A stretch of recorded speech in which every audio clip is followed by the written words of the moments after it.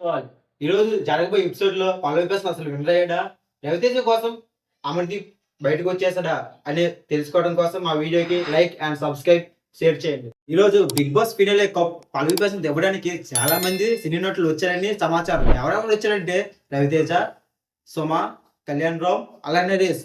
ఇంతకు ముందు ఎలిమినేషన్ అయిపోయిన చాలా మంది కంటెస్టెంట్స్ వచ్చారని ఈ రోజు ప్రోమో మనం చూసాం. ఈ రోజు ఫస్ట్ ఎలిమినేషన్ అయింది అర్జున్, సెకండ్ ఎలిమినేషన్ అయింది ప్రియాంక.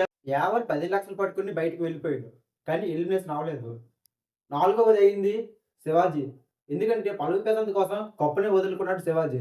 అమర్దీప్ ఈరోజు ప్రోమోలో ఏం చూపించాడంటే అమర్దీప్ నిజంగానే రవితేజ కోసం బయటకు వచ్చేసాడని చూపించాడు. అది జరిగిందా లేదని ఈరోజు ఎపిసోడ్ కోసం మనం వెయిట్ చేయలేదు. కానీ విన్నర్ అనేది ఎవరనేది మనం ఇప్పుడు వరకు చెప్పలేము. ఈరోజు జరిగే ఎపిసోడ్ బట్టి మనం చెప్పగలం. బట్ ఈరోజు జరిగే ఎపిసోడ్ ఎలా ఉంటుందని మనకి ఏమీ తెలియదు. ఓకేనా? ఈరోజు జరిగే ఎపిసోడ్ చాలా ఇంట్రెస్ట్‌గా ఉండబోతుంది. ఎలా ఇంట్రెస్ట్ అంటే టీఆర్‌పీ 8.5 వచ్చిందంట అని ఒక రిపోర్ట్ తెలిపింది ఈరోజు ఒక ఎపిసోడ్ కోసమే.